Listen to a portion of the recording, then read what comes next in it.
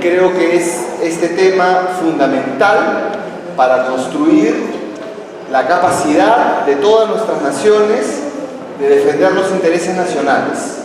Yo creo que esto es lo central cuando hablamos de justicia tributaria, de justicia fiscal, de flujos ilícitos y de parar todo este drenado, toda esta sangría de recursos que salen de nuestros países, que en gran medida son elusión tributaria y que son muchos más recursos de los que entran por inversión extranjera o por ayuda oficial al desarrollo. Creo que esa es la nueva versión de las venas abiertas de América Latina. Todos los países tienen una transferencia de recursos negativa. Algunos más, algunos menos, en algunos un escándalo, en otros un escándalo más pequeño, pero todos los países de América Latina tienen este problema. Hemos querido, como LatinDat y en alianza con IBIS, que tenemos una alianza, al igual que también con otras organizaciones, para trabajar y promover la justicia tributaria y construir o ayudar a construir, apoyar un movimiento de justicia tributaria, justicia fiscal en toda la región. Hemos realizado este esfuerzo. Yo voy a dejar las palabras también de bienvenida a nuestro colega, a nuestro compañero, camarada Lars de IBIS para que pueda dar el saludo antes de pasar al panel. Muchas gracias. Muchísimas gracias. Thank you. Ahora es tiempo para llevar sus... yo voy a hablar en inglés. I'll speak in English. Okay? So if you don't speak English, you have the time to pick up your earphones.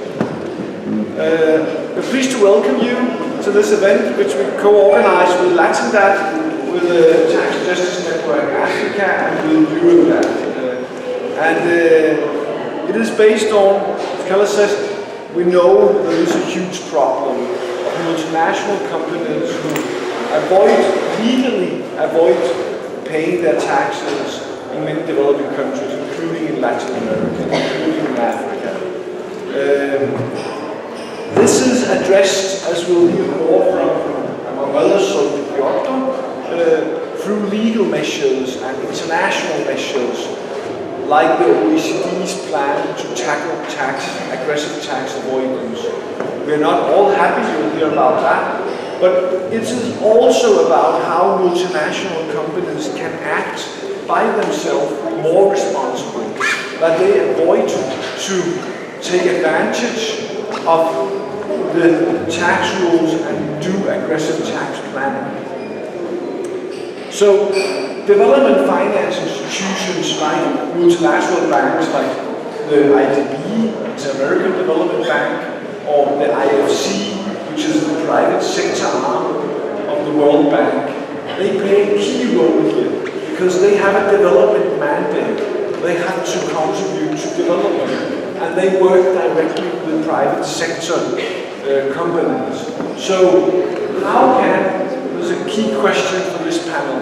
How can these institutions, when they finance private sector companies, how can they demand more responsibility on tax matters?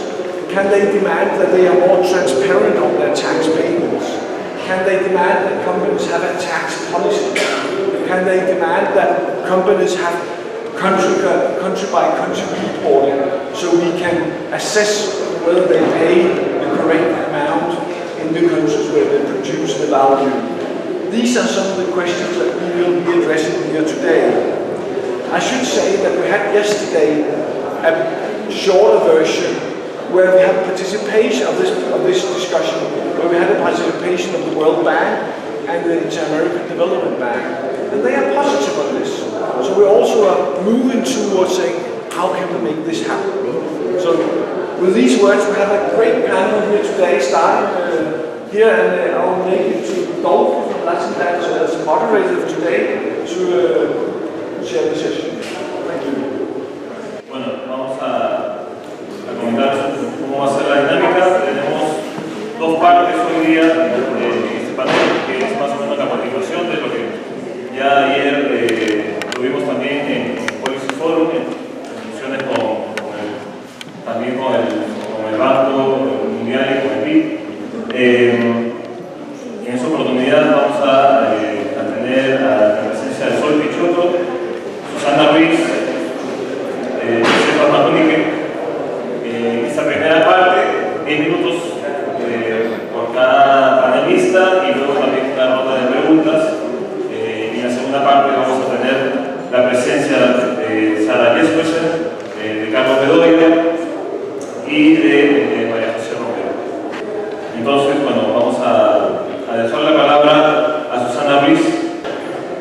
muy buenos días a todos. Gusto estar aquí con tantas caras conocidas. Yo solo tengo que pedir disculpas porque tendré que irme prontito, casi a terminar la presentación. Que si hay alguna pregunta cuando termine, encantada de responder, y siento muchísimo tener que escaparme de aquí.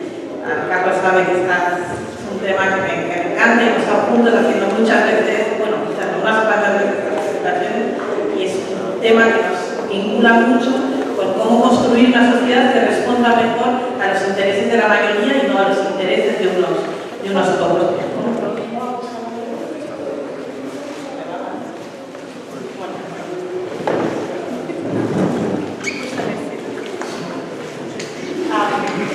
Lo que les voy a contar hoy es una investigación que hemos hecho en España, en Oxfam, viendo cómo es el comportamiento fiscal de las grandes empresas españolas. Las grandes empresas españolas, las 35 más grandes, cotizan en un índice bursátil que se llama IBEX 35. Y hemos intentado analizar cómo era este comportamiento fiscal de las grandes empresas y ver si realmente estaban contribuyendo, aportando la parte justa que les correspondía, o si ese comportamiento era tan responsable como estas grandes empresas estaban diciendo. Solo un par de datos para que entiendan el por qué estamos trabajando en esto también en un país como España. Es uno de los países europeos que más ha sufrido el impacto de la crisis económica, y lo ha sufrido por dos motivos. Uno, porque fue especialmente grave en un país en el que el modelo económico era muy poco diversificado, muy dependiente de una actividad principal que era la construcción, pero sobre todo un país en el que no se habían hecho las reformas estructurales en los años de crecimiento anteriores. Supongo que esto les va a sonar, porque son situaciones que por desgracia se están repitiendo mucho en la región en estos momentos. Nosotros vimos justamente que no haber hecho todo ese esfuerzo en los momentos de recursos donde había las posibilidades de realizarlo ha significado un impacto y una reacción a la crisis donde el peso ha recaído más en los ciudadanos. Es un país muy afectado por la crisis en el que la respuesta se traslada a un incremento del esfuerzo fiscal a los ciudadanos y a una rebaja del esfuerzo fiscal a las grandes empresas, más un recorte enorme de todas las políticas sociales. Un sándwich al final para los ciudadanos.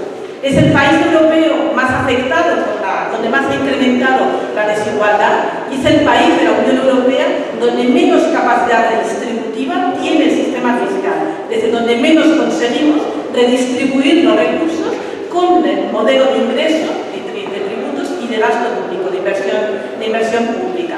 Es decir, tenemos un sistema fiscal que no está ayudando a la redistribución, y vemos otros países en Europa como Finlandia o como Austria donde consiguen reducir la desigualdad de mercado, la desigualdad repartida a la mitad con un sistema bien diseñado, lo cual nos da dos pistas. Uno, el sistema fiscal se puede diseñar de una forma efectiva y dar resultados. Dos, en el caso de España no fue para nada así, y vamos a intentar, nuestro esfuerzo fue mirar cómo era ese sistema fiscal y tratar de ver cómo funcionaba. Hemos estado trabajando en esto, sobre todo desde el impacto de la crisis, a partir del año 2010, 2011. Lo que intentamos es mirar un poco desde antes cómo había sido la evolución. Y lo que nos dimos cuenta es que el discurso del gobierno no cuadraba con los datos que se estaban dando. La reacción a la crisis, como les decía, venía por un esfuerzo, una petición de un esfuerzo suplementario de los ciudadanos.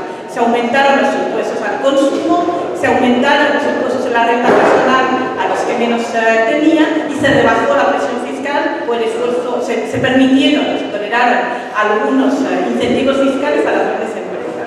Si vemos el cambio entre 2007 y 2014, desde el inicio de la crisis hasta ahora, lo que vemos es que aunque hubo una caída en la recaudación fiscal muy grande en el principio de la crisis, esa recaudación se ha recuperado. Se ha recuperado con el esfuerzo de los ciudadanos, no con el esfuerzo de las grandes empresas. Los distintos impuestos, el impuesto en la renta personal, el impuesto sobre el consumo, los impuestos especiales, de todos aquellos que recaen sobre los ciudadanos, han recuperado la misma recaudación tributaria que tenían en 2007. En 2014 recaudamos de los ciudadanos lo mismo que recaudábamos al principio de la crisis. Sobre la renta corporativa, los beneficios empresariales están tributando en 2014 menos de un 56% de lo que se estaba tributando al principio de la crisis. El esfuerzo no ha venido de solicitar a estas grandes empresas una mayor contribución. Y es muy desproporcional, que hay muchos que pueden pensar que eso es el resultado también de una caída de la actividad económica. No es cierto, es mucho mayor esa caída en la recaudación de los impuestos sobre las grandes corporaciones de lo que ha sido la caída en la actividad económica. Entonces, nos encontramos con un número aquí bastante grande. Intentamos entender también cómo estaban contribuyendo estas grandes empresas. Y miramos cómo era el tipo nominal, el que teóricamente tenían que estar pagando, frente al tipo efectivo. En España se diferencia la tributación que corresponde a las grandes empresas, a los grupos consolidados, frente a la recaudación de tipo impositivo que afecta a las pymes, a las pequeñas y medianas empresas.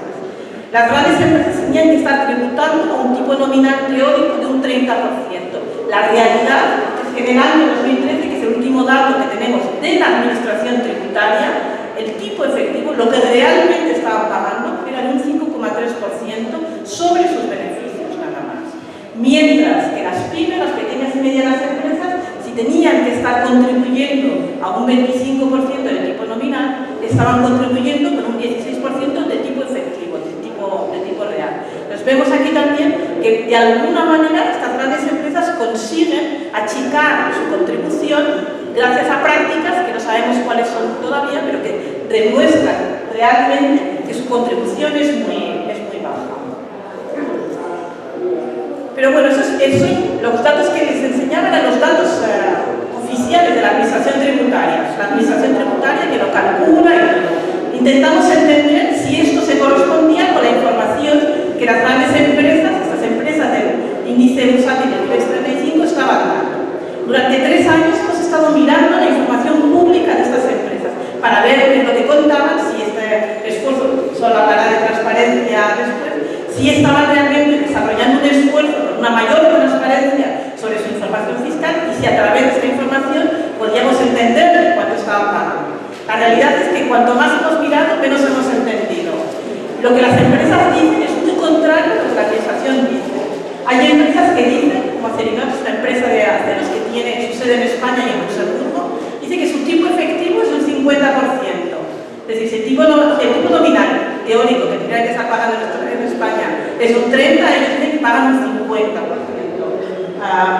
Banco Santander, por ejemplo, que es uno de los principales bancos en España y también en muchos de los países tiene una presencia dominante, tiene un tipo efectivo teórico, según ellos, muy cercano al tipo nominal. Nuestros cálculos, algunos como Amadeo, otros, ACS es una empresa de construcción, pero que también tiene muchas de las contratas de los servicios públicos de recogida de basuras, etcétera, en España, están por encima del tipo nominal. La verdad es que habíamos que calcular que si fuera esto cierto, solamente con lo que 2 de estas empresas dicen que estaban pagando, cubriría todo lo que se recauda de los grandes grupos en España. En España hay 28.000 grandes grupos consolidados declarados, 28.000 grandes declarados empresariales. Pues con 2 de esas empresas, si fuera esto cierto, nos quedarían todavía un montón que saber dónde está. Sí que entendíamos que no cuadra la información que las empresas dan y la información que las administraciones están dando. La realidad es el dinero que entra en la caja de la administración tributaria. Así que fuimos otra vez intentando entender cómo eran estas prácticas y cómo estaban presentes esas empresas, cómo estaban operando. Y miramos también a la información del Ministerio de Economía. Hemos ido mirando datos públicos. Para nuestra sorpresa, en el año 2014, todavía en el corazón de la crisis económica en España y con 23% de desempleo, más de un 50% de desempleo en la población juvenil, nos encontramos con que esas grandes empresas han aumentado su inversión en paraísos fiscales en un 200%. Las Islas Caimán es el destino preferido. Cuesta mucho entender cuál es la actividad principal que esas grandes empresas puedan estar desarrollando en las Islas Caimán. Pero dato oficial del Ministerio de Economía, la inversión desde España hacia paraísos fiscales ha aumentado un 200% en 2014, todavía en el corazón de la crisis. Una de las cosas que nos sorprendía es que detectamos también que España se convertía en el segundo inversor en España. El dinero salía de España, va a un paraíso fiscal y regresa a España. No tributa ni a la entrada ni a la salida. Pero eso nos convierte en el segundo inversor en España. Somos el segundo inversor y nosotros mismos solo detrás de Estados Unidos. Que conste que el 70% de la inversión que llega a Estados Unidos viene a través de un paraíso fiscal también.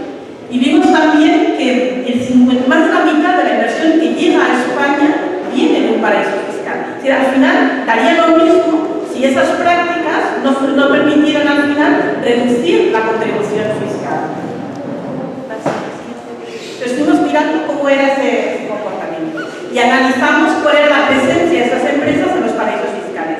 34 de estas 35 empresas tienen presencia en paraísos fiscales y el número de filiales en 2014 aumentó en un 44%. Casi la mitad de esas filiales están ubicadas aquí, en las oficinitas, en el estado de Delaware, en Estados Unidos.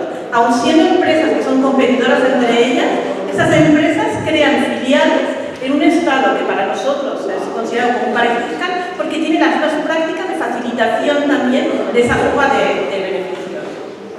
Entonces empezamos a mirar cómo era la estructura de propiedad, que no solamente teníamos el número de filiales y listado, sino cómo era la estructura de propiedad de esas grandes empresas con sus paraísos fiscales.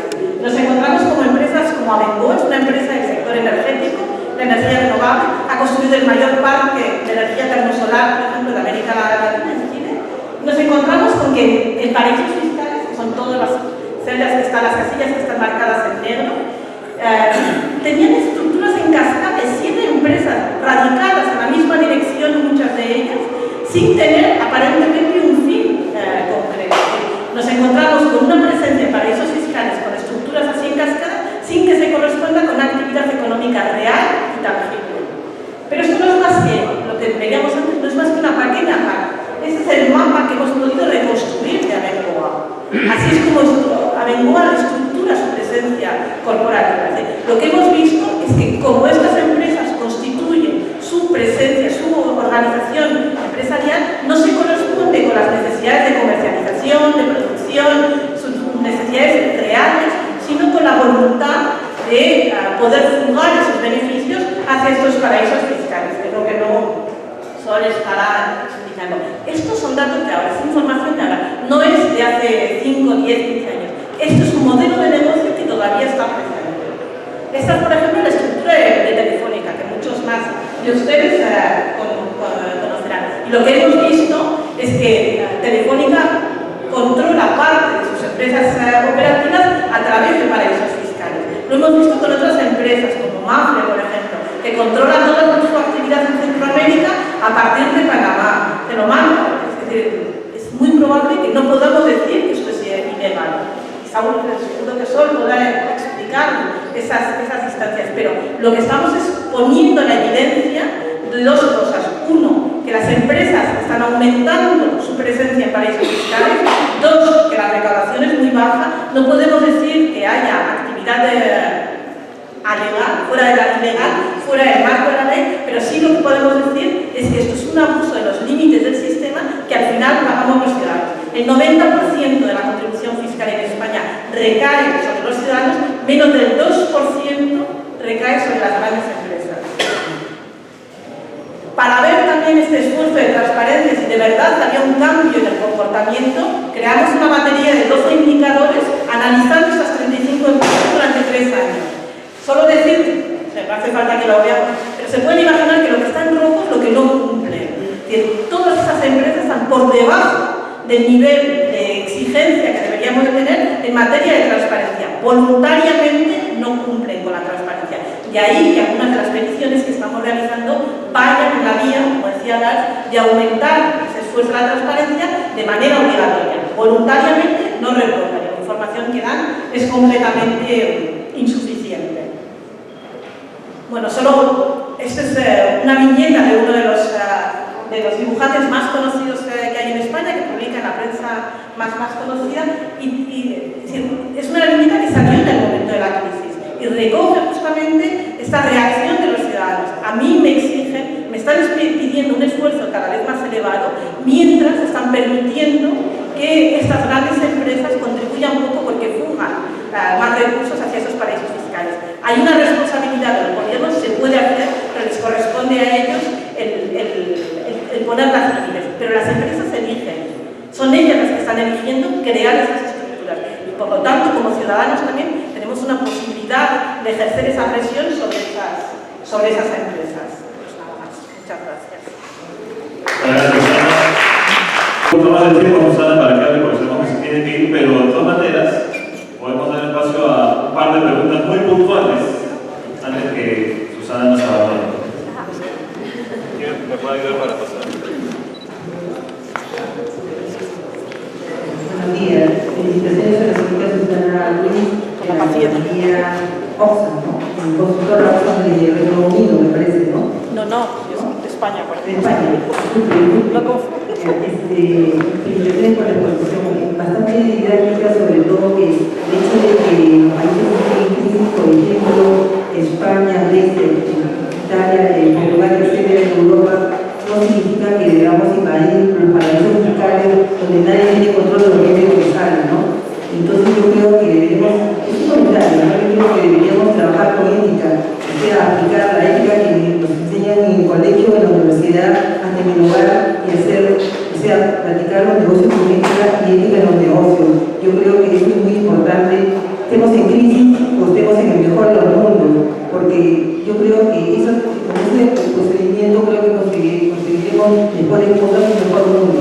Porque al momento de que están tratando de evadir impuestos a una empresa, ¿qué cosa es lo que hace? Deja de pagar sus impuestos. ¿Y qué hace el Estado si no recibe impuestos? Entonces no hay con qué tener un presupuesto en un Estado. Y si un presupuesto no tiene financiamiento, entonces eso nos atrae muchos problemas, presentes y futuros. Entonces, si un país está en crisis, no debe tratar de solucionar el problema haciendo otro problema mayor, porque al final quien se perjudica es el propio Estado. Me llama la atención cuando dijo Telefónica. Telefónica es una empresa grande. Acá en Perú, cuando vinieron los españoles, dijeron que 100.000 personas trabajando en Intel Perú y en CPT era mucho. Intel Perú tenía 3.000 trabajadores, CPT tenía 4.000, sumando dan 7.000. ¿Y qué me dicen en España? Telefónica España, según las memorias, en esa misma época tenía 70.000 trabajadores. ¿Y no era mucho? O sea, yo pregunto, 7.000 trabajadores en América Latina y Perú, físicamente era demasiado, según lo que comentaron los españoles, pero 70.000 en España, en Telefónica de España, es bastante. Entonces, ¿de qué estamos hablando? Entonces yo me refiero al hecho de que si la empresa vino a tratar de ser una empresa acá, digamos, a comprar las empresas de telefonía y telecomunicaciones en el momento de 1994, debieron aplicar un mejor comportamiento, es decir, hacer un benchmarking y tratar de lograr mejoras, pero no tratando de engañar al cliente, engañar a los trabajadores, y al final se engañaron ellos mismos. Acaba de salir hace una semana. Por favor, Sí, hace una semana acaba de salir una sentencia de SUNAT que le dice a Telefónica: paga tus impuestos, pero Telefónica no los quiere pagar. ¿Por qué? Porque dice que va a recurrir al TC, al Tribunal Constitucional, para evitar pagar no sé qué cantidad de millones de soles que debe al Estado peruano. Entonces, no es ético que uno le deba al Estado donde está trabajando. Es decir, si viene la inversión extranjera, bienvenida la inversión extranjera, pero que cumpla con pagar los impuestos que le corresponden. Que no vamos a jugar al cuento de tener doble tributación, mejor dicho, doble estados financieros, unos verdaderos y unos falsos, porque al final nos engañamos nosotros mismos. Muchas gracias por... Muchas gracias. Tenemos otra pregunta más. José Luis, ¿puede pasar acá?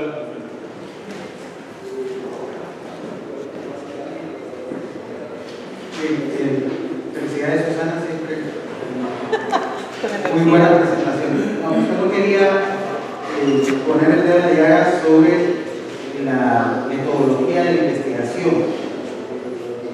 Debe ser muy complicado, porque ya lo comentabas, hay mucho bloqueo en términos de la información, y tratar de armar un mapa sobre el conglomerado que es ahora una sola empresa, pues es muy complicado. La pregunta es un poco, ¿qué podemos hacer o cuál debería ser el paso en adelante para que la sociedad civil internacional, llamémosla de nombre, mecanismos que garanticen el acceso a la información, tomando en cuenta que estos conglomerados no son nacionales. Entonces, no hay ninguna instancia, por lo menos yo no la veo. Entonces, ¿cuál crees tú que debería ser? ¿Debemos formar alguna? ¿Hacia dónde tenemos que avanzar para lograr un tema de auditoría social de manera más internacional, un tema de fiscalidad? Bueno, la verdad es que nosotros planteamos que si no hay responsabilidad fiscal, no hay responsabilidad social. Dejar hablar de cuántos proyectos están apoyando en cualquier otro sitio no tiene ningún sentido si al mismo tiempo la empresa utiliza los límites del sistema para pagar menos impuestos, y que la responsabilidad social de una empresa en cualquier lugar, no hablo de cualquier inversión extranjera, cualquier empresa que esté operando tiene que pagar allí donde realiza la actividad económica real la parte justa que le corresponde, aquí, fuera, donde sea. Si no se trata de inversión española, nacional, extranjera, en cualquier país. Nosotros hemos visto cómo hay empresas que están destruyendo empleo en España también porque se fugan los beneficios hacia otros países. Así que el impacto, no lo veamos solamente como cifras, veámoslo como un impacto social. Genera destrucción de empleo, empeora la calidad de vida, afecta la calidad de la educación, de la sanidad, nos afecta a todos. Así que es una responsabilidad directa de todas las empresas en todos los países donde están operando. Pues por eso también nosotros como ciudadanos tenemos derecho a saber, tenemos derecho a tener información. Esto es un esfuerzo que hemos hecho con las 35 empresas, solo hemos podido reconstruirlo con 4. No significa que sean las peores, no pongo Telefónica porque sea la peor. De hecho, es una de las empresas que está dando algo más de información, por eso lo hemos podido reconstruir, que será de las demás.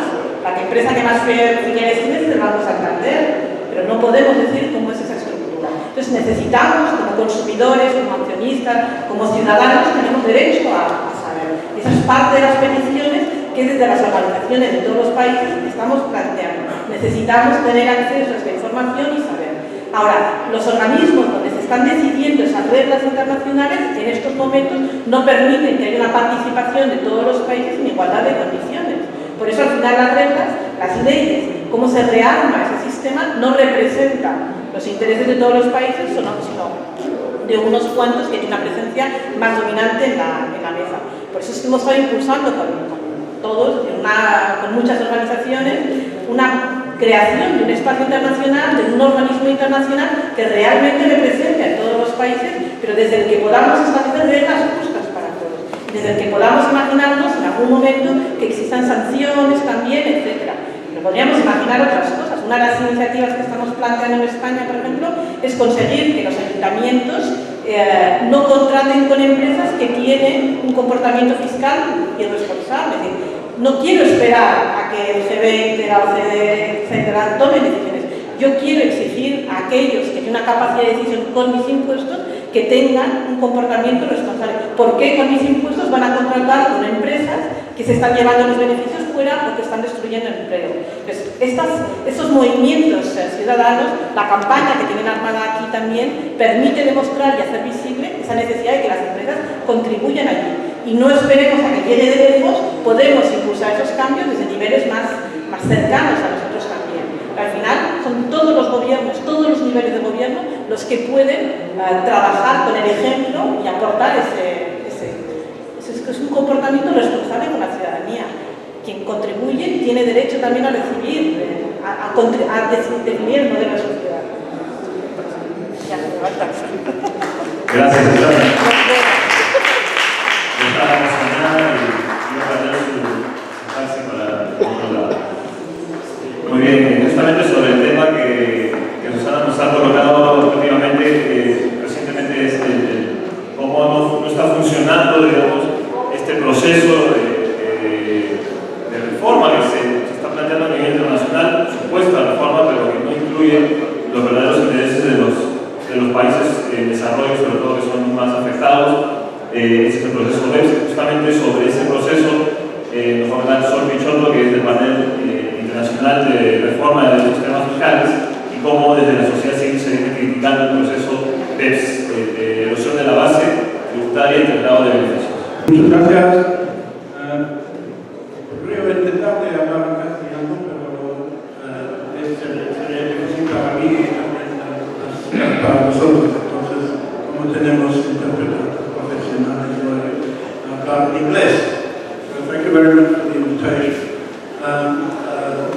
mentioned, I'm a coordinator of the BEPS monitoring group, so partly in answer to the question earlier, we also are organised internationally. So we have a network of tax researchers, tax specialists, which was established precisely to follow this process of attempting to reform tax rules on multinationals, which really was a response to the international campaign also around these questions. Susanna and our multinationals managed to organise themselves in such a way as to significantly reduce the amount of tax they pay. Well, they're the largest, most profitable, biggest companies. Proportionately, they pay a lot less than small domestic companies, and the burden falls on ordinary taxpayers. But the issue goes beyond simply the issue of taxation. The methods used by multinationals, again, as Susanna outlined, entail setting up entities in different jurisdictions, especially what we refer to as tax havens, which are not necessarily small islands, but again, as the kind of shows, Delaware, almost any country can be a tax haven. So multinationals have exploited the international tax system by setting up these complex structures with often hundreds of separate entities, although they all form part of a single firm entity. And that really was the main defect of the international tax rules, which were devised nearly 100 years ago. At that time, international investment was primarily in portfolio investment, where you had investors in one country lending money through bonds or other means to businesses in other countries. But there already were some multinational, some internationally organised companies, and to adapt the rules to them, the tax authorities in each country will have the power to adjust the accounts of every entity in each country. The standard they established was to adjust the accounts of the entity in the country according to what they would profit, would be equivalent to what they would be if it were an independent company. But that rule became, in a way, in the last 20 or 30 years, it's become really insisted upon, and it's exploiting that rule as the base of all the difficulties of the international tax system. So this project, which was mandated by the G20 2 years ago in Petersburg, was supposed to produce reports which were delivered this week here in Lima to the G20 finance ministers, published at the beginning of the week. And we now have all the proposals to reform the tax system for the first time in 80 years. So the question obviously people are asking is, will that fix the problem? And who will benefit? Well, the answer to the first question is, it doesn't fix any of the problems we've talked about. What it does is provide some tools to be applied. It provides proposals to change the rules of this game. So, firstly, they have to be implemented primarily by states, but with some coordination through tax treaties and continuing coordination through the OECD and the G20. So, who will benefit? Primarily, because all they're proposing to do is to change the rules, the main beneficiaries will be the hundreds of tax advisors, the big four accounting firms, all specialist firms, lawyers, accountants, who for the last 2 years have been following this process. There's been so-called public consultations, but primarily those involved, because they're very technical, have been these specialist tax advisors. We have been, I think, the only independent commentators who have followed everyone, who publish reports on every proposal. Otherwise, it's been really tax officials of the OECD talking to the tax advisors who are supposed to comply with the rules. So obviously they've done their best to try and get the rules the way they want. The result is that the proposals don't tackle this problem that I outlined directly. The problem, as I say, is that the rules encourage companies to set up entities in different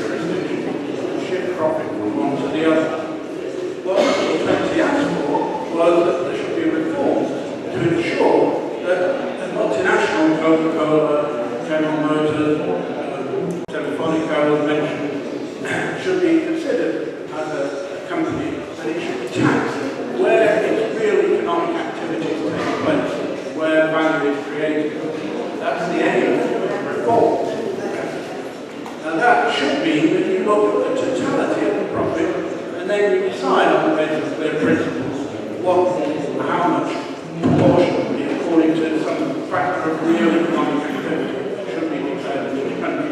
That might be on the basis of employees, or on sales, or on assets. But the technical experts didn't do that. They said they wanted to stick with the principle of separate entities and stick with the idea, the fiction, that the company is made up of each hundred of separate affiliates. So the proposals allow the tax authorities, they strengthen the power of tax authorities once implemented.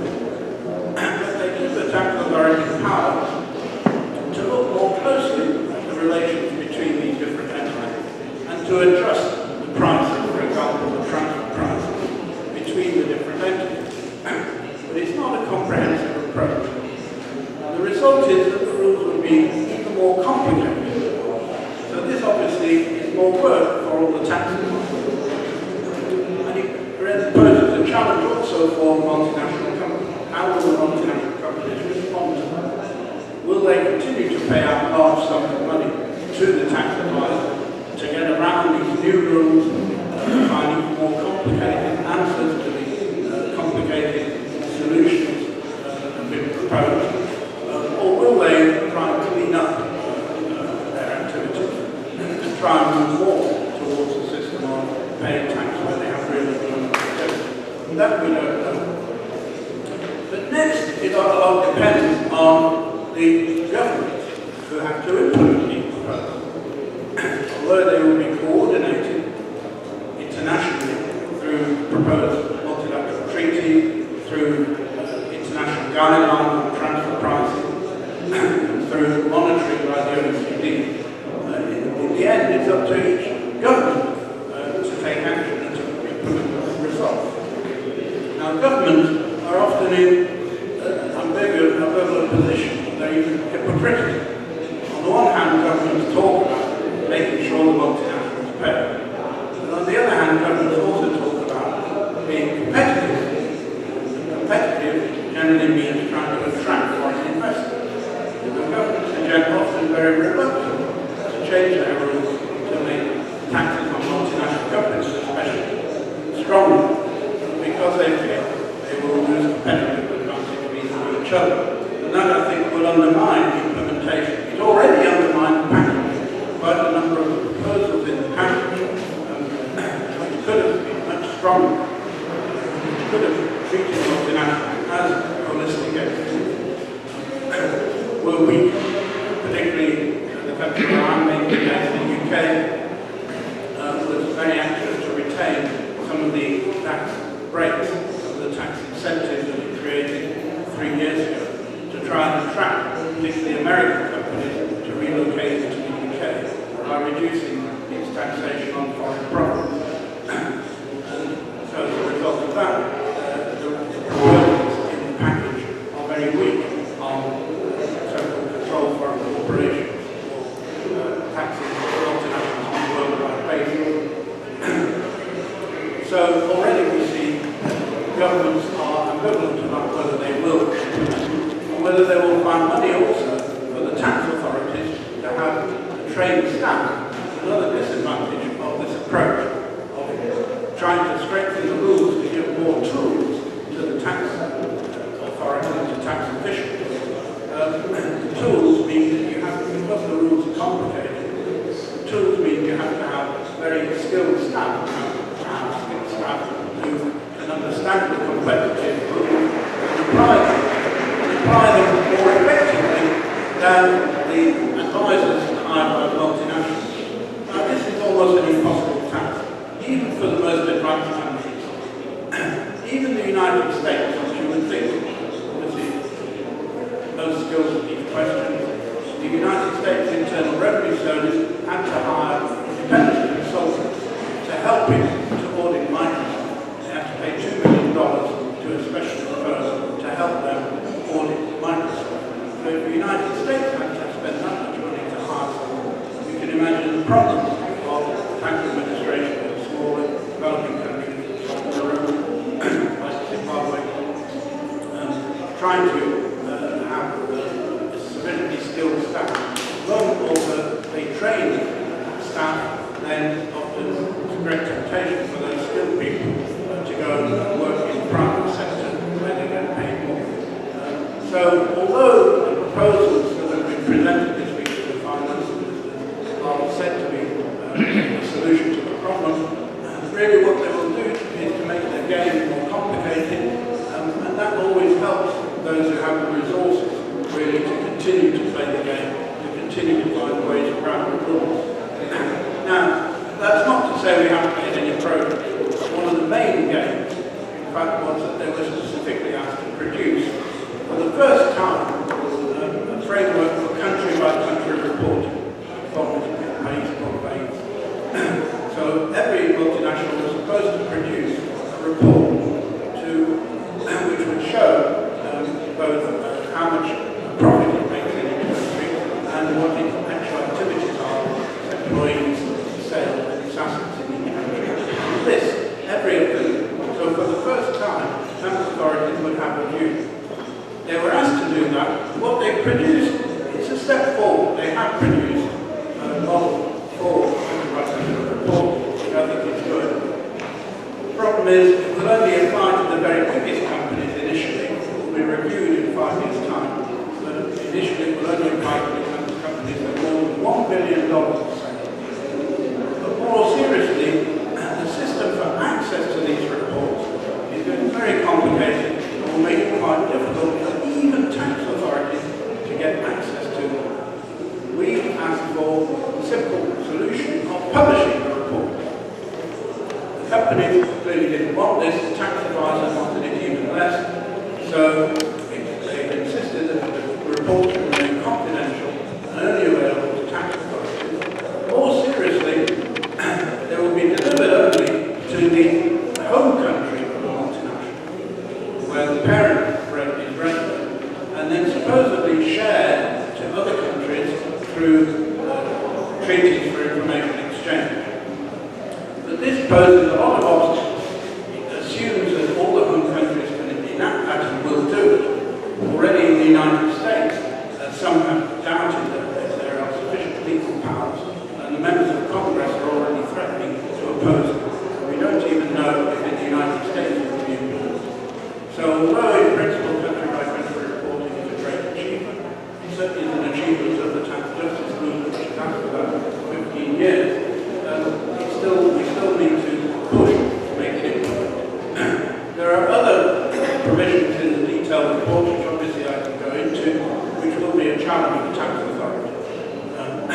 But for the next 5 years, both implementation and other issues will continue to be debated in the OECD. They know that they've only produced what really are sticking plasters, what really are bandages for a patient who is very ill. So what we need is really to cure the sickness rather than simply try and remedy the symptoms of the disease. That's our general analysis. I can give you much more detail if you like. Thank you very much. Siguiendo con la línea de los dos primeros panelistas, tenemos a Cephas Makonitli. Él es investigador y asesor en políticas de la Tax Justice Network África. Así que le damos la bienvenida a Cephas por 15 minutos también para ser equitativos. Okay, thanks so much for giving me the chance to speak about what is happening in Africa in line with the same subject which is being discussed today. To start with, I want to point out that Africa is not spared in this challenge which is happening across the world. Then I will specifically speak about a mammoth event or a mammoth issue which happened in Africa. And this is called the high-level panel report on illicit financial frauds from Africa. So this initiative was done by the African Union in collaboration with the Economic Commission on Africa to try and find out what exactly is troubling Africa, and then maybe try and recommend practical solutions to help or to deal with the problem. I will just give you a brief background to the issue which led to the implementation the research on illicit financial flows in Africa. First of all, there's a narrative that Africa is rising. And then statistics show that Africa, on average, has been growing on average at 5% per annum, the GDP growth per annum. But then there's a paradox, which is clear that Africa is languishing in poverty, and a lot of inequalities exist in Africa. I will give you an example to say there are about 290 million people in Africa who live on less than $1.25 per day, which shows a very big issue in connection with poverty. And then another surprising issue is to say Africa is endowed with huge natural resources. But then the natural resources do not really reflect on what is happening on the ground in terms of the poverty and inequalities which exist in Africa. So this is part of the background to what actually resulted in the research on illicit financial flows from Africa taking place. And the underlying decision to establish the high-level panel on illicit financial flows from Africa was the determination to ensure Africa's accelerated sustained development, and that we rely as much as possible from Africa's natural resources.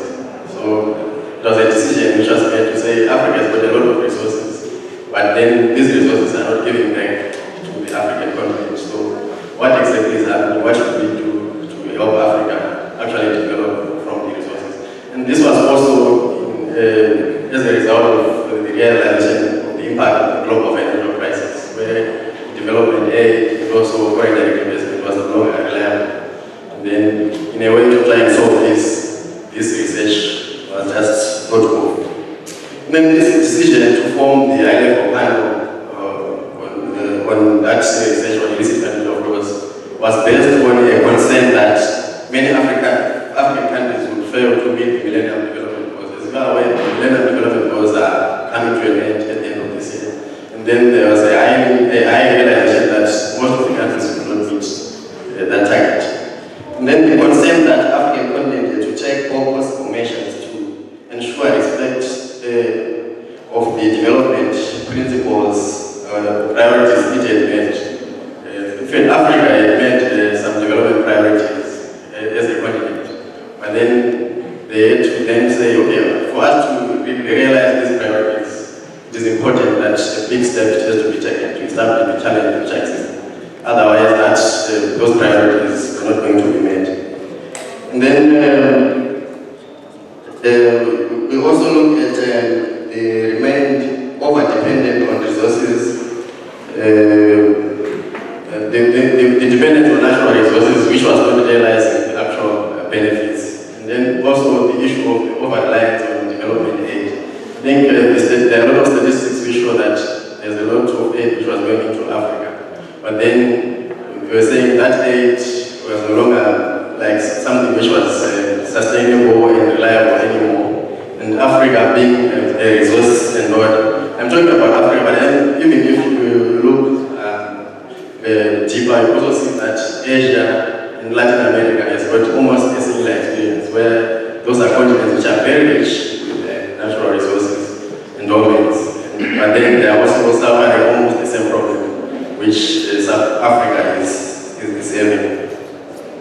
So these considerations led to the focus on the matter of illicit financial flows from Africa.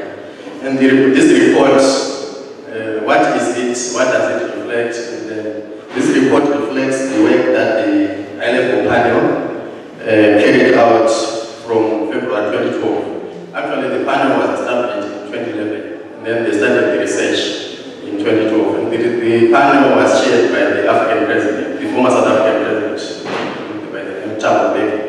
And then he had a list of experts in different sectors who were also helping them to do the research. And then this report actually developed a realistic and accurate assessment of the volumes of sources and sources of these outflows to try and measure the amount of illicit financial flows which are coming out of Africa. the sources of the illicit financial flows, and also to gain concrete understanding of how these outflows in Africa, based on the assessment to say, okay, how are these outflows supposed to be dealt with, based on the concrete research. So that's the background, basically, of the high-level panel report. And then I will just briefly talk of maybe the main finding of the report. The report actually was launched this year in January, on the 31st of January, in Addis Ababa, during the 24th summit of the African heads of states and government. The report actually found out that about 50 billion US dollars is being lost from Africa through illicit financial flows every year. And these illicit financial flows are mainly composed of commercial transactions. And the commercial transactions are contributing 60%, 65% to illicit financial flows. And I want to really highlight that commercial transactions are the main issue which we are discussing in terms of the harmful tax practices. And also, if you look at the development finance institutions which we are talking about, the issue that development finance institutions in the past decade have increasingly supported the private sector, mainly the multinational companies in terms of financing for development. So the commercial transactions are a key and critical area. As also highlighted by the results of the report, say 65% of the illicit financial flows are coming from that sector. And then the other part of the illicit financial flows is to do with crime-related activities such as human trafficking and drug trafficking. And that's contributed 30% actually of the illicit financial flows. And then corruption contributed 5%. So, and then the report also found out that actually the illicit financial flows are actually increasing. They are not stopping, they are actually increasing. And over the last 20 years, from 1980 to about 2009, almost $1.5 trillion, almost $1 trillion actually was lost illicit financial flows. And another important fact also is that illicit financial flows are not happening only in Africa. If you look at the global financial statistics, you also realize that illicit financial flows are actually happening globally. It's a global problem. And also the challenge with the illicit financial flows is a global challenge. Yes. And then so I will then move forward to talk about what is happening, what are we doing in Africa in terms of trying to deal with the problem. So this report actually came up with some recommendations for the African governments to adopt to deal with the illicit financial outflows. So the interesting thing is that several civil society organizations, including my own organization, Texas United Africa, and other CSOs actually campaigned a lot before the launch of the report so that the African heads of state and government had to adopt the report. So it was a very big event to say, or happening to say the African heads of state and government actually adopted the report. But then the CSOs, we said that was not an end in itself. So after the adoption of the report in January, we then said we need to launch a campaign for the African heads of state and government to actually implement the recommendations of that report. So we actually came up, it was like 6 civil society organizations which came up in the idea to launch a campaign called the Stop the Bleeding campaign. And that Stop the Bleeding campaign basically is to do with pressurizing the African governments to actually implement the recommendations the high-level panel report. And why the title Stop the Bleeding is all to say it's more like a hemorrhage or a platform which is actually happening in Africa. So we're saying let's stop that platform because if we don't stop it, the African economy will actually die. It's as good as the person who is bleeding. If they continue bleeding, obviously they won't survive. So we're saying stop the bleeding, but the objective is to actually come up with over 1 million voices through a declaration which we have. People actually signing that declaration online and also through some physical registers which we have. And we are saying we need to raise more than 1 million voices, which we can then use to push the African government to actually implement those recommendations. So far, we have held the campaign in three African regions. The East African region, we held a march and campaign, that Stop the Bleeding campaign in Nairobi, in Kenya, in June. And then in September, actually, we also held another launch, Stop the Bleeding launch in Southern Africa, where we also actually took advantage of an event, labor union event, which had a massive attendance of the labor movement. And we also actually held another launch in West Africa and Senegal this week.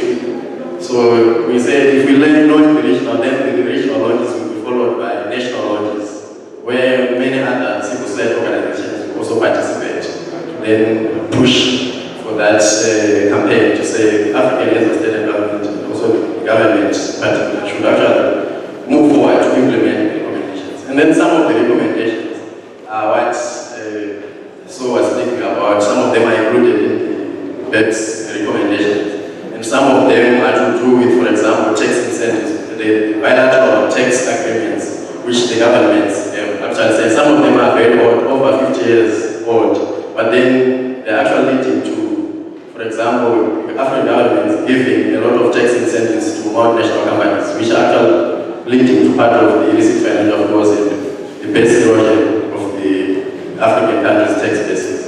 Is one of the examples. And also issues to do with transparency.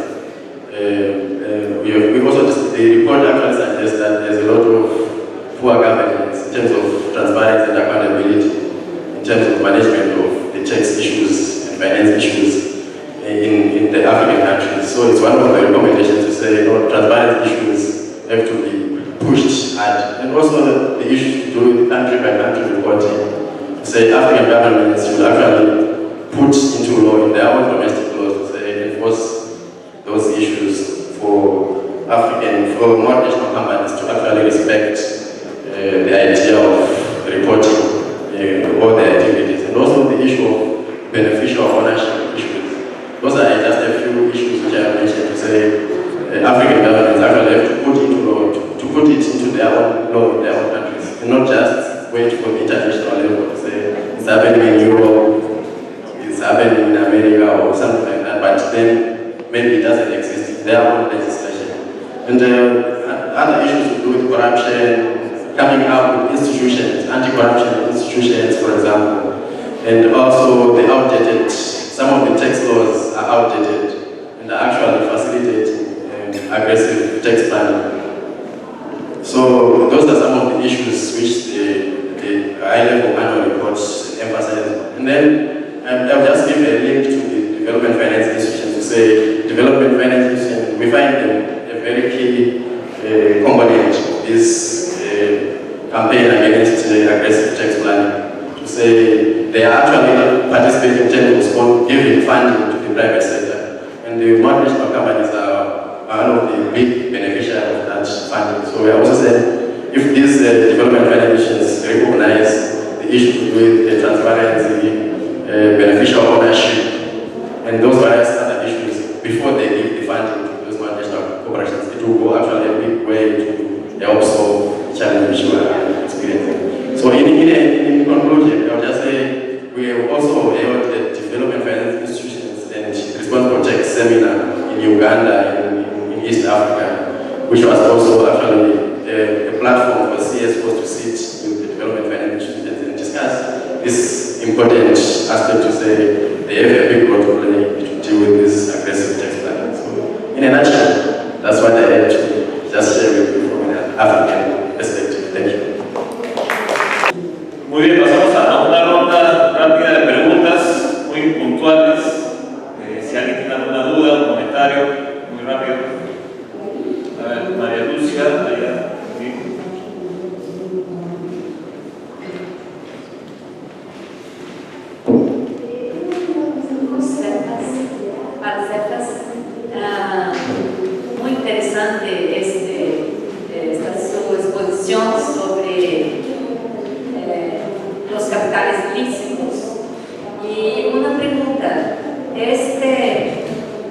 toda esta investigación sobre este flujo de capitales ilícitos que está relacionado al 65%, ¿de qué actividad económica estos 65% de flujos ilícitos?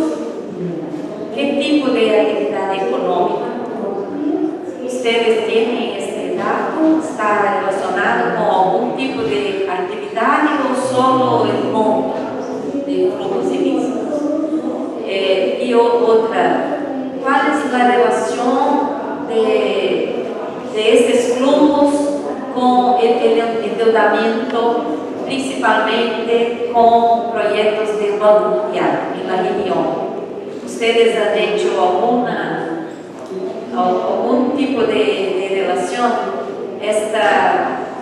Esta misma área de los flujos ilícitos en las actividades tiene relación con préstamos o proyectos del Banco Mundial.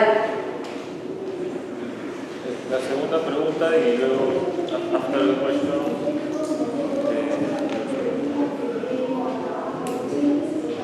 Gracias. Felicitándolo a los ponentes, tengo una inquietud. Ya que nos ocultan los datos, ¿no es posible cruzar información y unirnos en la defensa de nuestros derechos a nivel continental o a nivel planetario? Gracias. Allá detrás de la columna de bien.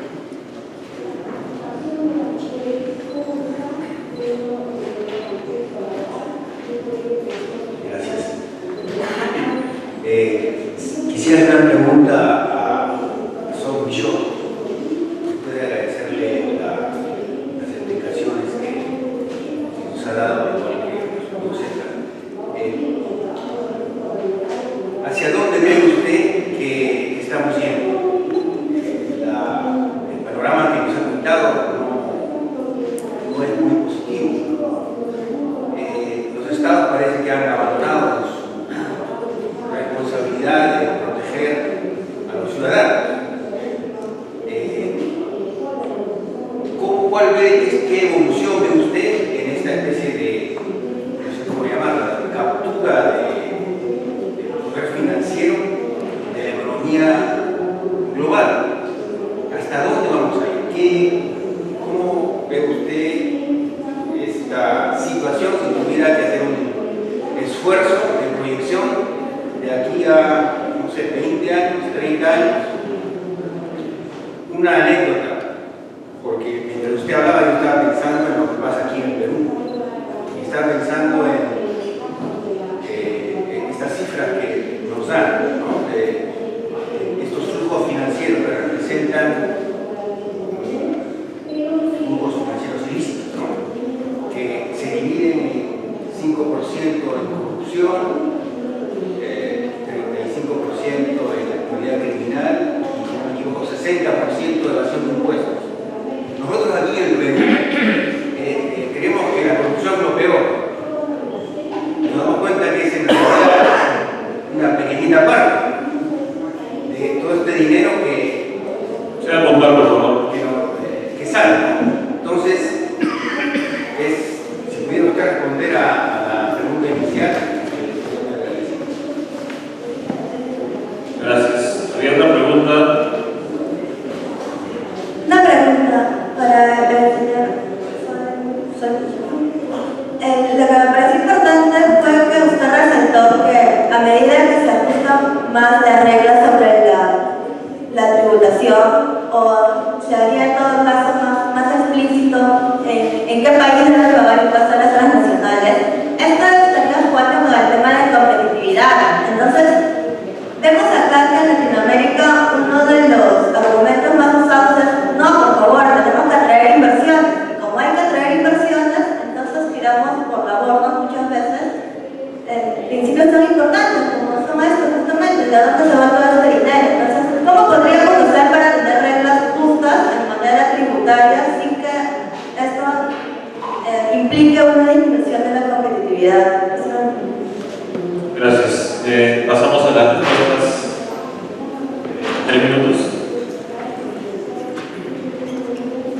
Okay, I'll reply in English if that's okay. Maybe I have a longer time scale, older. I would like to see changes more quickly, obviously, now.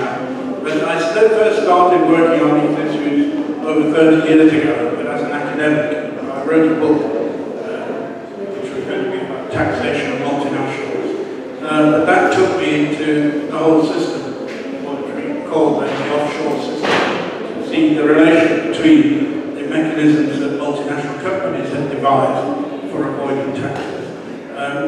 Because they invented tax havens back in the 1930s, rich families and multinational companies.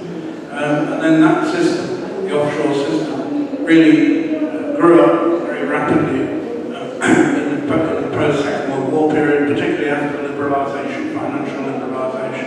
So that was the analysis from an academic point of view that I thought. Being also political, some sense an activist, I and some other people tried to get more political activity around the question. But it was very difficult in the 1980s, even in the 1990s. There was increasingly some political concern, but it was really only once we had the movement for alternative globalisation that there began to be much more pressure. So for a long time, academics as I was, others could write critiques of the system, but it was only really when there was this political mobilisation. First of all, the tax justice movement started, I think only about 15 years ago, or less.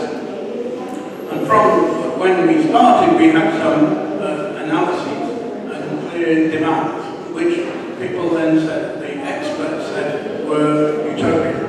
We're asking too much. We asked for comprehensive automatic exchange of information between tax authorities to combat the use of the offshore system for capital flight, for money laundering, and also for tax avoidance and tax evasion. All of these we saw as being linked. But the technical specialists, and I can talk to some of them over in the convention centre here in Lima, World Bank, government people, and so on. We had a meeting with the IMF. When we tried to explain the relation between tax avoidance by multinationals and capital flight, South Africa was talking about, they don't see the question. They don't see the relation. The IMF has worked on offshore financial centres, but they think it's only a problem of ensuring bank security. Well, I said to the guy in the IMF, it's actually contradictory because if you make the banks in a tax haven more secure, then that means it's easier for money launderers and other people to use. It's better if they're not secure. But they don't see the relationship. But I think that because A, we have a better analysis, and B, we have really political momentum, we have made a lot of progress in the last. Obviously, the financial crisis has made a big difference. But we already had the alternative globalisation movement, and the additional momentum of the financial crisis is what really forced the issue on the agenda of G20. So I think we've got a lot of momentum. What we're trying to do with these proposals is to make them very highly technical. What I would urge anyone who knows academics, researchers, the important thing is not only to keep the political momentum going, but also to link up with people who can really get into the technical detail and try and explain it. So we have a movement between the broad understanding. People understand the offshore system, I think, much better than the technical specialists. But we do need to link that to some of the technical analysis. That's what we're trying to do. People like Stefan here come out of having worked for the government. So we have a lot of people who do know the technical detail, but who are also working as part of a broader political movement. And I think that's our strength, and that's where I think we will get some progress. Okay, let us speak on three issues. The IFFs, the commercial transactions. The commercial transactions are mainly composed of trade-based pricing issues, either underpricing or overpricing invoices. So obviously for clear reasons, maybe to make more money go to lower tax jurisdictions, or they could price more to cater for even some corruption concept or something like that. And also for enforce in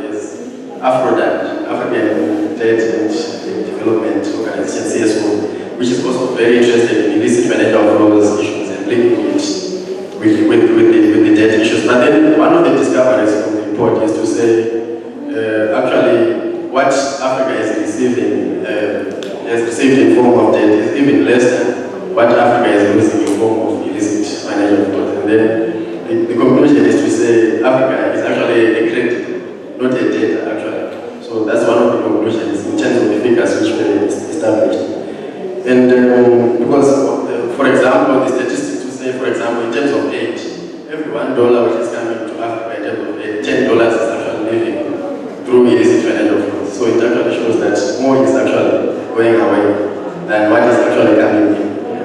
And then the issue, I think someone asked about the statistics to say, since illicit financial flows are usually a hidden thing. So the statistics which this study used was based mainly on the case studies which they got from different African countries and also from trade data. You know that UN, United Nations, trade data for trade. So what they also realized is some statistics which they got from trade statistics within the countries was actually different from the statistics which they got from the importing, comparing the exporting country statistics and the importing country statistics on similar transactions. Actually showed that the figures were different. To say you go to China and check China's imports for a particular year, they reflect a very high figure. Then you go to the exporting country in Africa, maybe they show a very low figure. So something like that, to say those were some of the issues. And then they also compared with other statistics from other researchers, some other researchers from think tanks like the Global Financial Integrity and other researchers who have written on the same topic of illicit financial flows. And then of course there were differences. There were some graphs which they showed, but then there was like a trend to say the range was 30 outflows, illicit financial outflows were ranging from 30 billion to 60 billion. So all those researchers showed that there were illicit financial flows ranging from 30 to 60. And the similar concept was that all the graphs were rising, which actually showed that illicit financial flows are actually rising. So yeah. And then the issue to say, it seems this problem is a big issue, what should we do? It seems like to paint a gloomy picture. But then from what we are seeing that this is a very good moment for us, because from the discussions which we have had even with the World Bank, the Development Finance Institution, the government, and so forth, shows that they are increasingly starting to see what we are saying, the civil society organizations. And also they are even agreeing to sit down with us and discussing and also making certain movements in terms of trying to reform the system. So I think this is not a moment to relax, but this is actually the moment to really push harder, because it seems we are getting there, because already we are speaking about it, we are engaging governments, we are engaging the multilateral institutions, and we are actually sitting on the same table. So we always say, if you don't sit, if you are not on the table, you are actually on the menu. If you are not on the table, you are on the menu. So we have to be on the table and continue pushing for this. Yeah. So basically, the issue of corruption statistics, that's the last thing.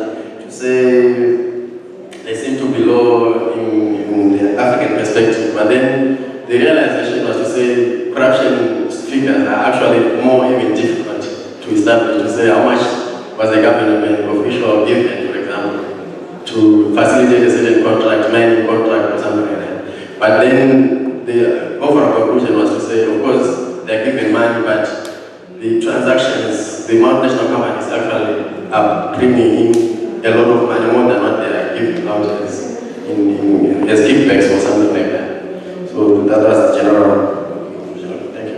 María José Romero, por favor, Sara Jespersen, Carlos Bedoya, Jorge Coronado. Bueno, en esta parte del panel vamos a entrar ya un poco más al tema que nos convoca, que está relacionado todo lo que ya hemos visto en la primera parte, igual es en esa problemática de los flujos ilícitos, de la evasión, la ilusión de las corporaciones, cuál es el rol que deberían tener las instituciones financieras de desarrollo, el Banco Mundial, el Fondo Monetario, que que justo en estos momentos están incluidos, cuál es el rol, el papel que deberían tener para promover ciertas prácticas responsables de las empresas y del sector privado en general. Y bueno, pasamos rápidamente para los comentarios de María José Romero. Ella es responsable de incidencia en EUDA, la Red Europea de Deuda y Desarrollo. Gracias, Rodolfo. Buenas tardes, casi tardes para todos. Muchas gracias por acompañarnos en este panel y por seguir con nosotros en esta segunda parte. Como señaló Rodolfo, trabajo en EUDA y junto con IBIS, la Agencia Geográfica, estamos llevando adelante este proyecto que tiene varios componentes, y en esta mesa en especial vamos a analizar y vamos a presentarles un poco cuáles son las líneas y las reflexiones que tenemos en relación a la responsabilidad fiscal y las instituciones financieras de desarrollo. Hemos avanzado un poco en el diálogo con algunos de estas instituciones. Me estoy refiriendo a los bancos de desarrollo. En especial, el año pasado organizamos en Bruselas un seminario, muchos de ellos, y bueno, estamos en estas reuniones aquí en Lima, en una segunda instancia. El año que viene tendremos una conferencia con estas instituciones también. Pero la idea es, bueno, que en este componente específico del proyecto, y que tiene que ver con los bancos, podamos empujarnos cada vez más a tomar la iniciativa y a seguir por esta senda para dar respuesta a una de las preocupaciones que los compañeros manifestaron en el panel anterior.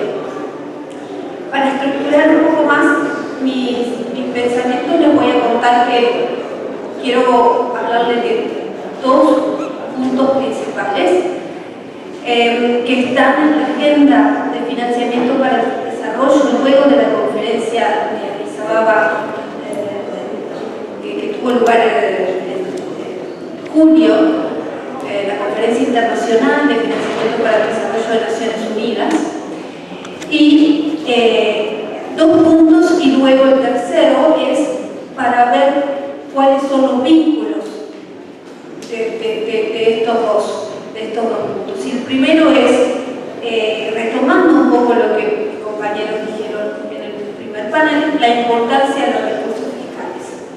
¿Sí? La importancia de los recursos fiscales y darles algunos ejemplos que tienen también que ver con la región.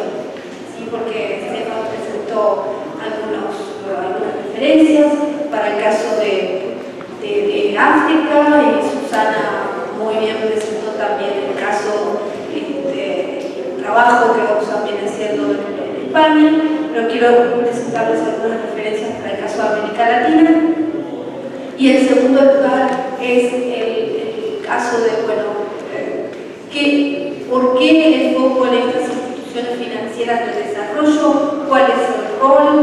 ¿Por qué llegamos a analizar y a tratar de empujar su comportamiento en relación a la responsabilidad fiscal y cómo estos puntos se interconectan? En primer lugar, decirles que es bien importante que entendamos cuando hablamos de flujos financieros ilícitos, estamos hablando de ilusión y de evasión fiscal de las empresas multinacionales, como lo señalaban los compañeros en el primer panel.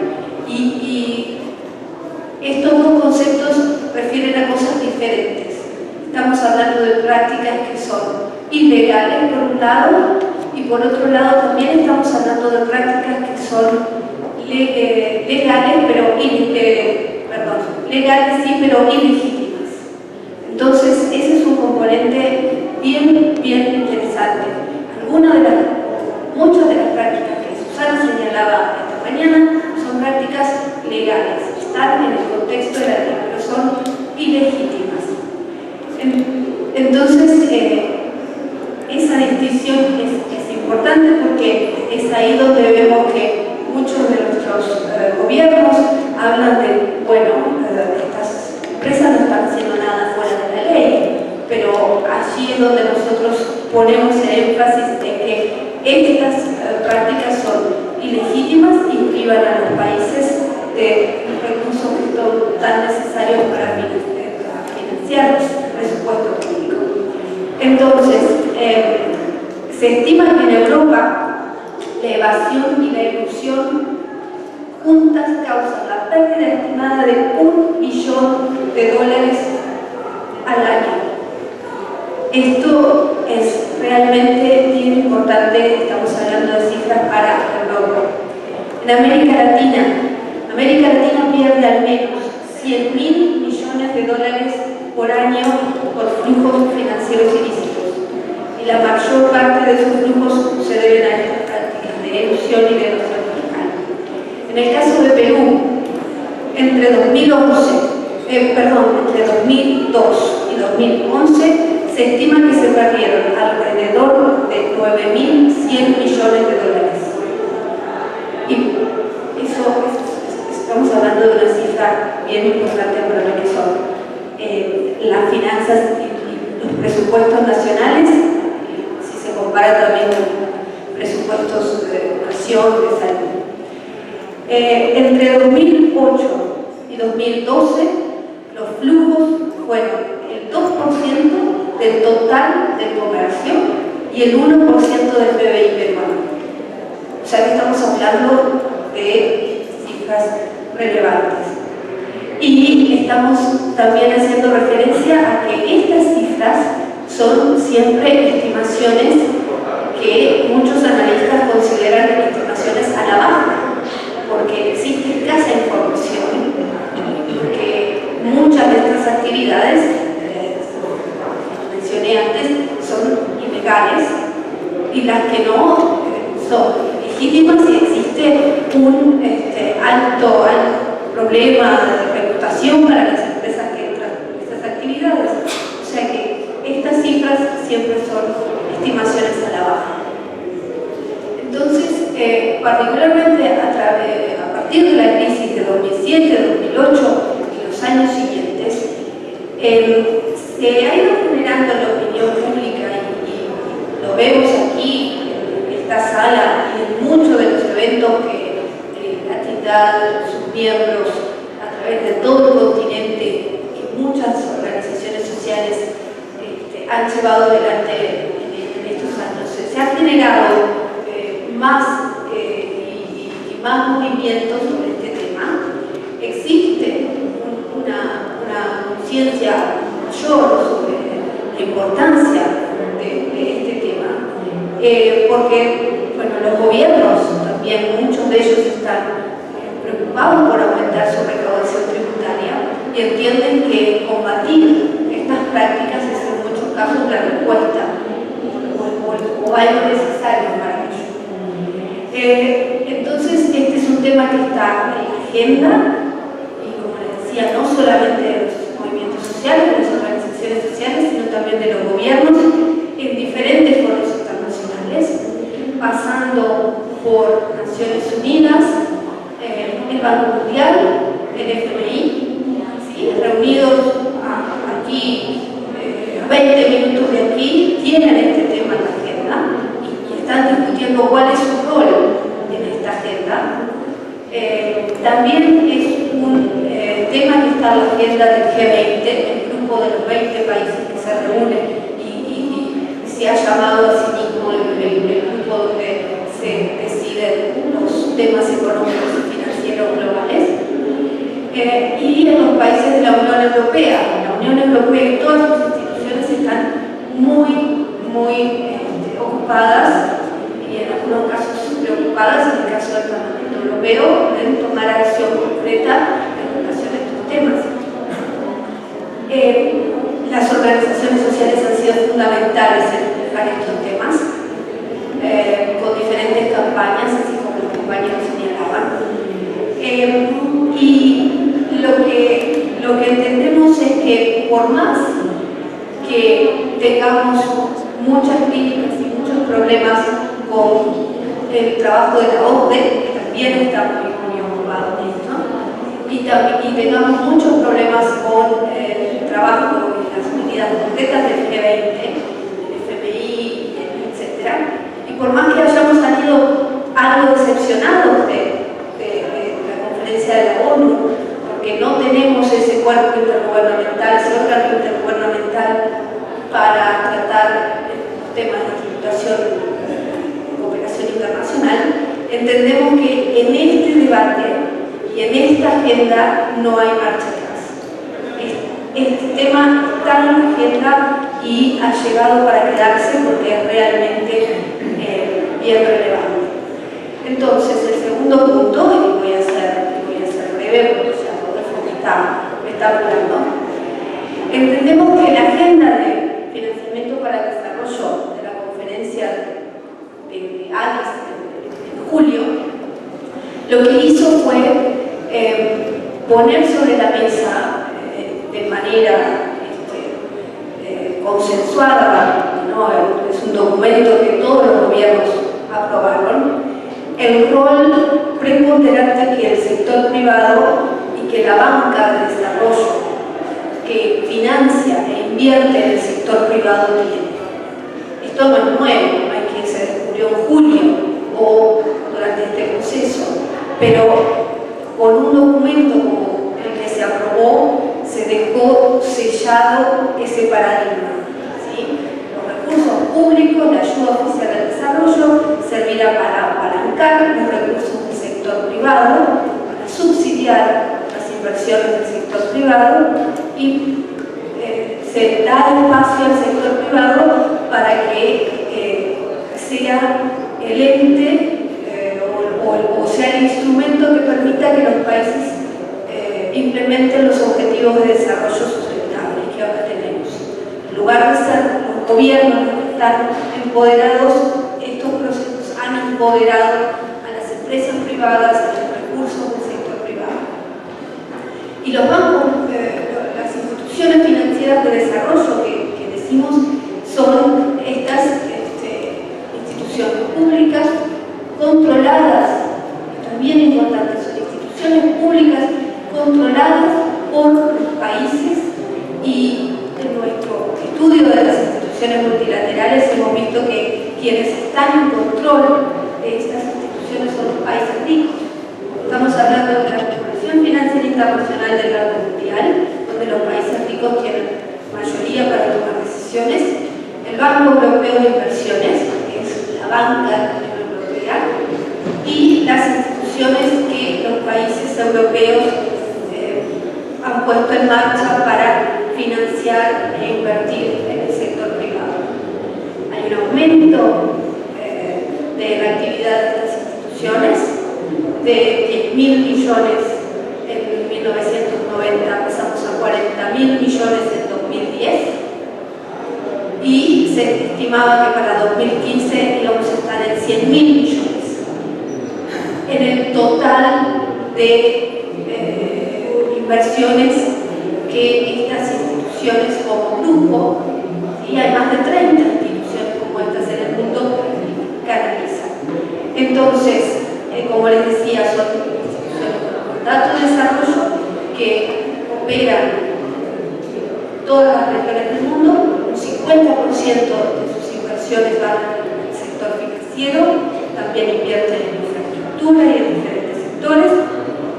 Y nuestras preocupaciones, además de estar el tema de que son instituciones controladas por los países ricos, está en cómo seleccionar a sus clientes, quiénes son sus clientes, quiénes son los que se benefician de estas operaciones, los estándares ambientales y sociales de estos bancos, y las políticas de transparencia y de participación ciudadana. Ahora, quisiera abrirle el camino para mis colegas porque lo que quiero hacer es decir, bueno, ¿cómo se relacionan estos dos puntos que desarrollé? ¿Sí?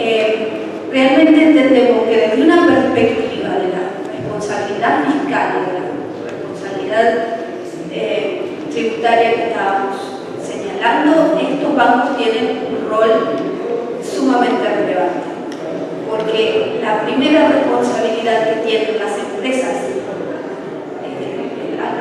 con las que estos bancos trabajan es pagar su cuota parte de impuestos, su parte justa de impuestos en el país donde operan. Entonces, se trata de que estos bancos tienen que seleccionar a sus clientes de manera tal de que lo primero que hagan sea contribuir con impuestos en el lugar donde operan. Estamos hablando de que organizaciones sociales han monitoreado cuáles son las situaciones de estos bancos y muchos de estos bancos y muchas de las empresas en las que estos bancos trabajan operan a través de paraísos fiscales. Entonces, volvemos al punto que Susana señalaba esta mañana, ¿no? Si tenemos una empresa privada, y luego contarán Carlos y sus compañeros, es el caso de Yanacocha, pero tenemos muchísimas otras empresas o fondos de inversión reciben dinero de un banco público con un mandato de desarrollo y esa empresa opera y canaliza sus inversiones a través de paraísos fiscales, bueno, ¿dónde está la responsabilidad del banco público que está haciendo posible la actividad de esa empresa? Entonces, ese es el vínculo para nosotros sumamente relevante y ese es el punto de entrada que tenemos para exigirle a estas instituciones mayor transparencia, en primer lugar, y diferentes políticas al momento de seleccionar sus clientes. Con esto lo dejo así y le doy paso a mis compañeros porque ellos van a explicar un poco más qué medidas concretas y cuál ha sido nuestro trabajo en relación a cómo los bancos de desarrollo se vinculan con las empresas y la responsabilidad fiscal. Gracias. A continuación, Sara Jespersen de IDI sería responsable de la iniciativa del Tax Dialogue o el diálogo fiscal y ha hecho una investigación que es un reporte que se ve plasmado en este documento que seguramente lo tienen todos ustedes, pero Sara igual va a explicarnos un poco en detalle de qué se trata la presentación.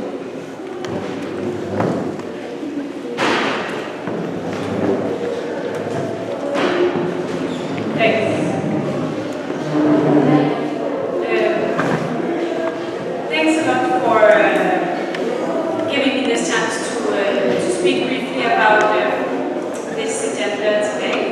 I will make it brief because we're already at the end of a long series of presentations and hopefully we'll have time for a few questions as well. So the question is, what is the role of development finance institutions or multilateral banks in promoting better behavior among multinational companies in relation to tax issues? We've heard how we are still live in a world where the system that govern multinationals is very challenged. The multinationals still have a lot of space to do aggressive tax planning and thus have quite a harmful impact on societies around the world.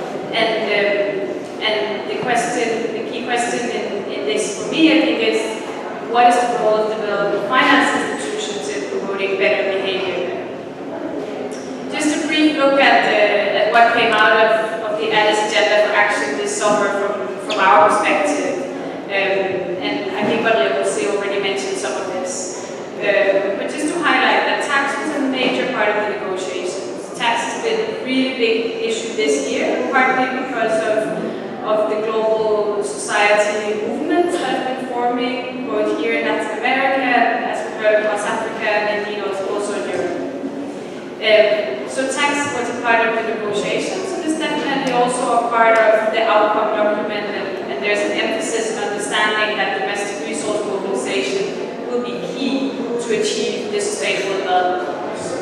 Another key point in the negotiations of financing for development and the outcome document is this idea of innovative finance, on leveraging the private sector, also in some cases known as multinational companies, and this will most likely be done very much through these development finance institutions or multilateral banks. However, what we also saw this summer was that there was a very insufficient focus on corporate accountability. The fact that multinationals and other private sector actors do have powerful impacts on the societies they work in, and indeed that they don't always pay their taxes.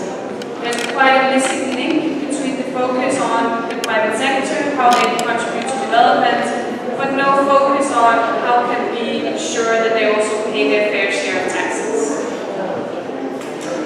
So what is the role of multinational companies and corporate responsibility in relation to taxes? As mentioned, multinationals are expected to play a part in achieving sustainable development goals. There is a fundamental principle in corporate responsibility and corporate accountability about doing no harm. It relates to both the social, the environmental, but also the economic dimension. And for us, I think that it's important to emphasize that economic sustainability includes paying a responsible tax and your fair share of tax.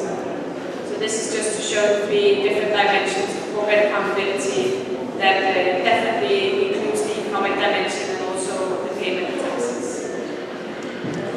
So what do we want to ask multinational companies? We want to ask them to have a responsible tax policy, to be more transparent and do country by country reporting so we can see where do they pay the taxes and where do they have their activities in these very complex structures that Susanna showed us earlier. Right now we don't have this information publicly available. We also want them to be informed by their stakeholders, by civil society, when they think about their tax strategies and tax policies. I think that's a really important dimension that we need to start talking about tax policy and tax payments of multinationals in the same way as we talk about their social impacts and environmental impacts. I think it's important that civil society engage with companies and demand of them accountability for the economic footprint they leave or don't leave in the societies they work in. We should ask them to understand and communicate more about their impacts, and we should ask them to tackle some of the key issues that we find are particularly problematic in relation to tax. So tax havens have come up a lot today, and that's definitely an issue that we would expect a company that's responsible in its tax policy to have a position on and be able to explain, are they in tax havens? If they are, why are they there? And so tax incentives is another example, and there will be many more, and I think that stakeholders, where the multinationals operate, should be a part of defining what are these issues that needs to be tackled. So what are the goals of the development finance institutions? Jose has already mentioned some of this. Basically, just want to highlight that they are public institutions. They're backed by public taxpayers' money, including your money, my money. They have development mandate, which also impacts developing countries and the societies and communities that live there. They're governed by our governments and donor governments. They're responsible to us, accountable to us. Their role has increased exponentially since 2005, particularly in relation to their focus on leveraging the private sector. They finance very large projects and they invest in many multinational companies.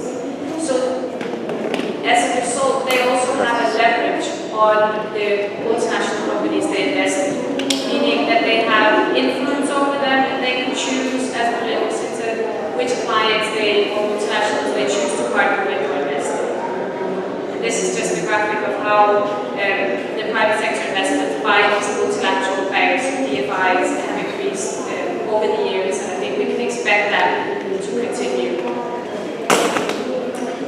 Briefly about some research we've done on what's the current state of play in terms of these big multilateral banks and what they're doing on responsible tax policies. Looking at the IFC, so the private sector arm of the World Bank, as well as the Inter-American Development Bank, which are two of the major players obviously in Latin they communicate and express analysis of this issue in their reports and their analysis that they publicize to inform about their activities. And there we find that there is some indication that they understand this issue and appreciate that there is a challenge. However, they don't really exhibit an overview of how much they invest in multinational companies. Actually, we found that they don't even internally have an understanding of how many of their investments go to multinational companies vis-a-vis small and medium sizes. They will have numbers for how much they invest in small and medium-sized companies, but they can't give you a clear answer on how big part of their portfolio is exposed to the risks that is involved in investing in multinational companies. We've also looked at indicators. Do they measure and track tax payments? And they do measure tax payments by their clients. However, they don't report on it publicly consistently. The IFC does so more than the Inter-American Bank, but the Inter-American Bank does not so far consistently publish information about the contributions of their clients to tax payments in countries. I think that's a really important ask for us as stakeholders to have, to see what is the economic footprint of these investments in our countries. Finally, in terms of safeguards or policies that could shield these development banks from the risk of engaging with multinationals that are aggressive in their tax planning. And there we find that there are no such safeguards. They have made very basic due diligence and legal compliance policies, but as we spoke about throughout this panel, this is a question about much more than legality or non-legality. This is about responsibility and how you behave in these matters. So what is it that we're asking the development finance institutions? And there you should remember that they consist of the staff and the management of the banks, but on the boards of these banks we have all our home countries present, and they have a vote in these matters.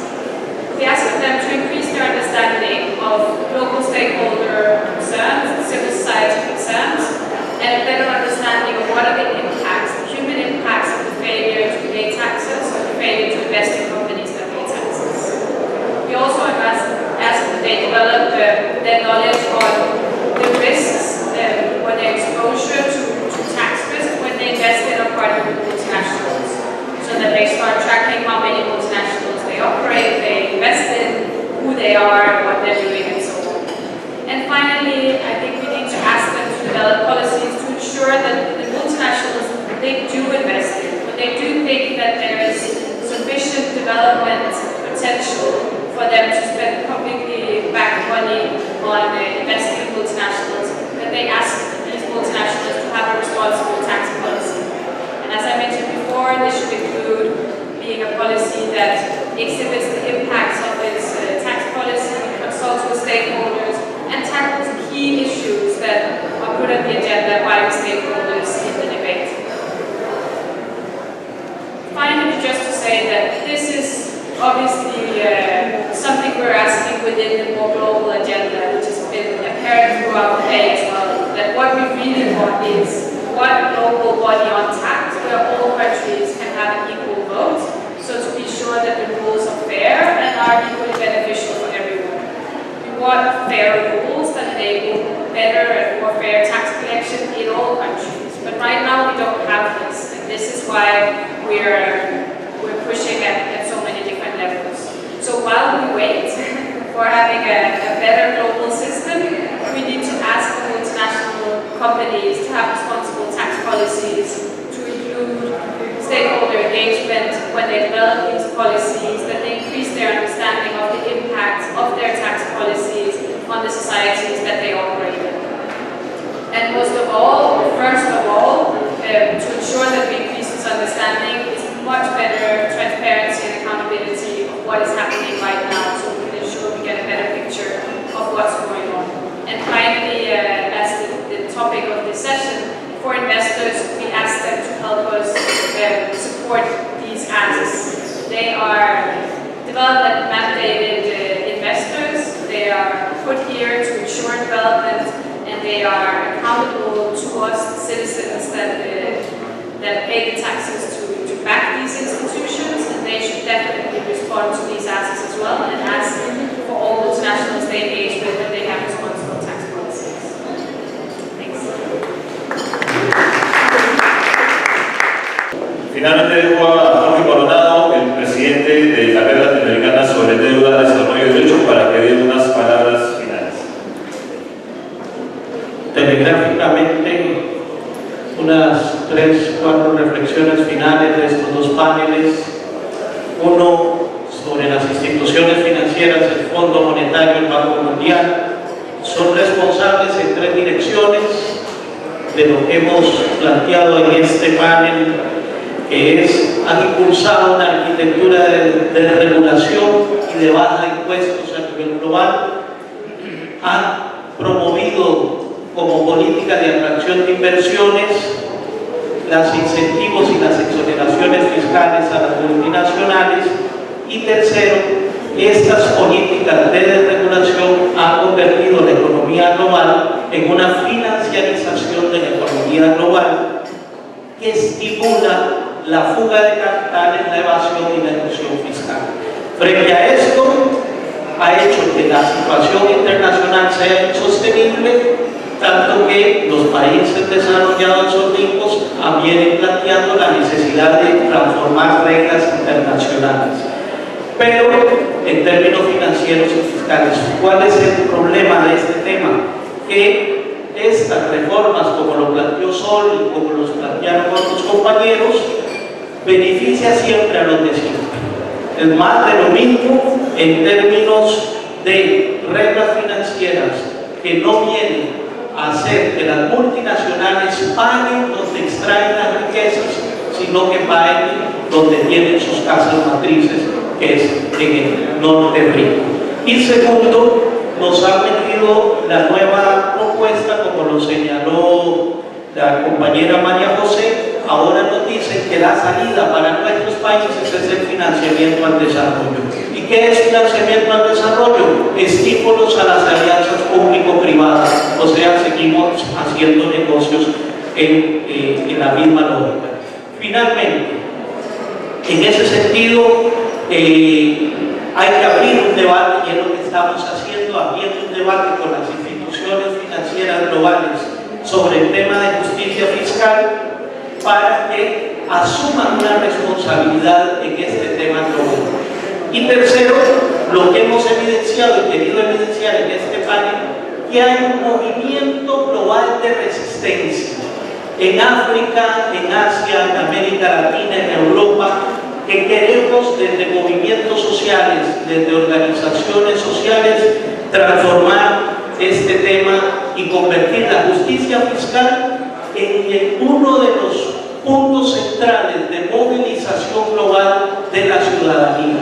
Y tenemos campañas como los mencionó el compañero de África, campañas en Europa, la campaña aquí en América Latina, en fin, una serie de acciones llamadas a formar, a sensibilizar, pero a generar principalmente músculo político global de millones de personas para transformar esta realidad en una realidad que beneficie a nuestros pueblos. En esa dirección les agradecemos, así aunque tenemos que hacer este cierre atropellado porque el reloj nos ha comido las posibilidades de terminar, queríamos este cierre en un diálogo con ustedes. No se puede, pero esto continúa en la tarde, continúa mañana, y los invitamos a los pasillos también para que sigamos conversando.